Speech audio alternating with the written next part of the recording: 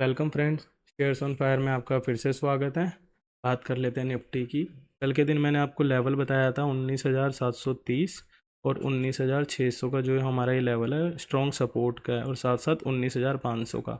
आप वीडियो जाकर देख सकते हैं।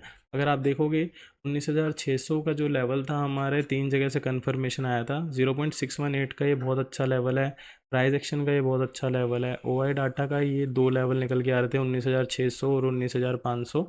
बात कर लेते हैं कल के दिन मार्केट किस तरफ से प्लान करेगा। और अभी भी हमारा यहाँ पे कोई भी रेंज ब्रेकआउट नहीं मिला है हमें। अगर आप देखोगे आज यहाँ पे रेंज ब्रेकआउट मिला था, पर कैंडल क्लोजिंग नहीं हुई और मार्केट ने यहाँ से रिवर्स प्लान कर लिया। ठीक है, बात कर लेते हैं हमें जो नया रेजिस्टेंस मिल रहा है वो कहाँ पे मिल रहा है। मैंने आपको बताया था मार्केट में अगर इम्पल्स होता है ये वाला, तो इसका करेक्शन ये आएगा। ठीक है, ऐसे ही अगर मार्केट में ये वाला इम्पल्स है तो इसका करेक्शन भी तो आएगा। और मार्केट अगर इस इम्पल्स से नीचे जाती है तो हम कह सकते हैं कि मार्केट एक करेक्शन में चला गया। ठीक है, अगर मार्केट इस करेक्शन को ब्रेक करती है, मैं एक बार दोबारा समझा देता हूँ।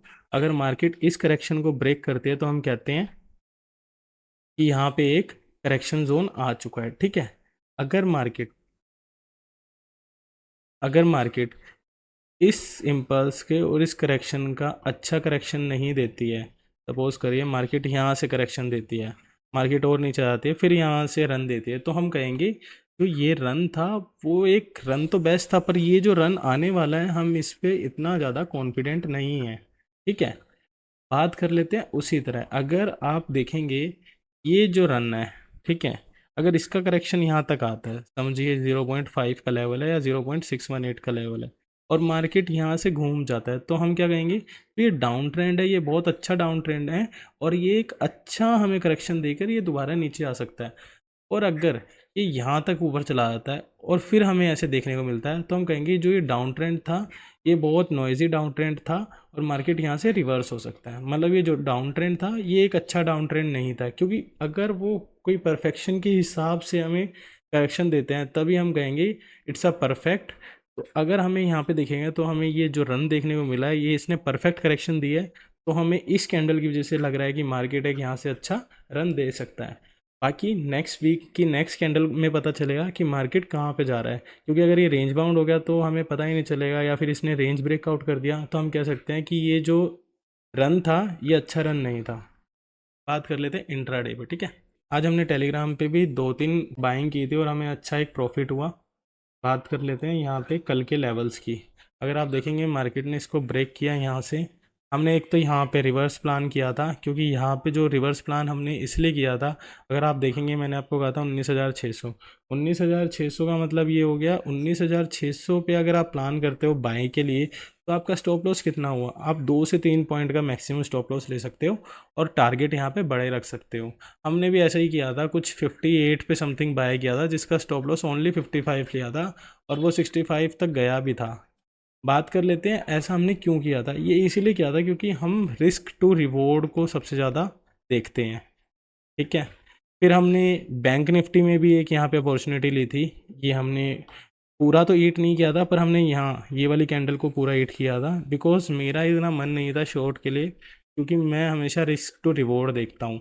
अगर आप यहाँ पे शॉर्ट प्लान कर रहे हो तो आपका रिस्क ज़्यादा हो गया, रिवार्ड कम हो गया।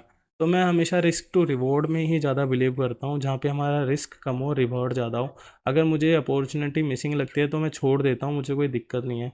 पर अगर हमारे 10 में से 4 ट्रेड भी अच्छे जाते हैं तो हमारे रिस्क टू रिवॉर्ड होने चाहिए।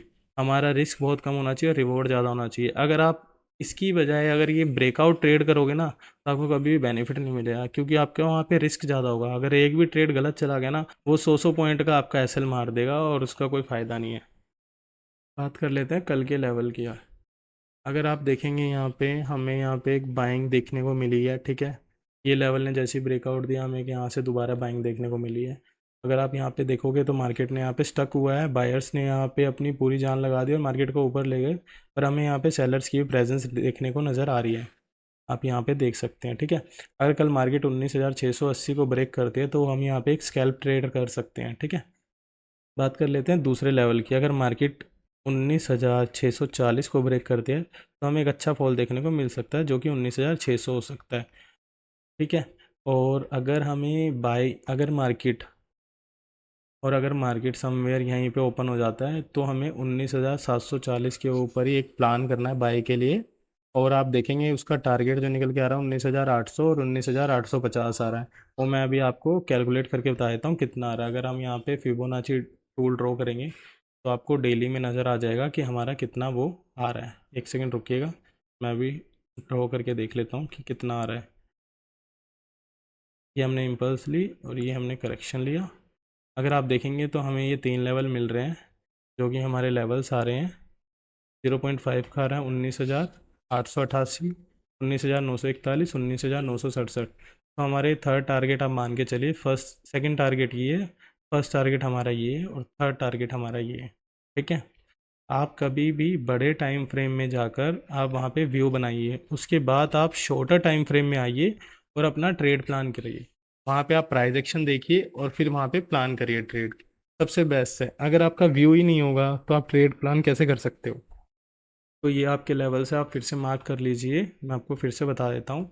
19,740 तो बाइंग के लिए, 19,700 नहीं सॉरी 19, ये वाला लेवल 19,680 जो हमारा शॉर्ट के लिए और एक स्काल्प ट्रेड है हमारा। मैं शॉर्ट के लिए इंटरेस्टेड नहीं हूँ, मैंने सिर्फ बताया है आपको। ठीक है। मैं शॉर्ट के लिए 19,640 के नीचे ही इंटरेस्टेड हूँ। ठीक है। और बाइंग के लिए आपको मैंने बता दिया, अगर कोई गैप अप हो जाता है तो हम वेट करेंगे 5 से 10 मिनट की कैंडल में, और हम 1 मिनट में जाकर देखेंगे कि प्राइस एक्शन वहाँ पे बन रहा है या नहीं बन रहा। अगर वहाँ पे कोई प्राइस एक्शन बनेगा तभी हम ट्रेड प्लान करेंगे। आज के लिए इतना ही। थैंक्स फॉर वॉचिंग दिस, मिलते हैं नेक्स्ट वीडियो में।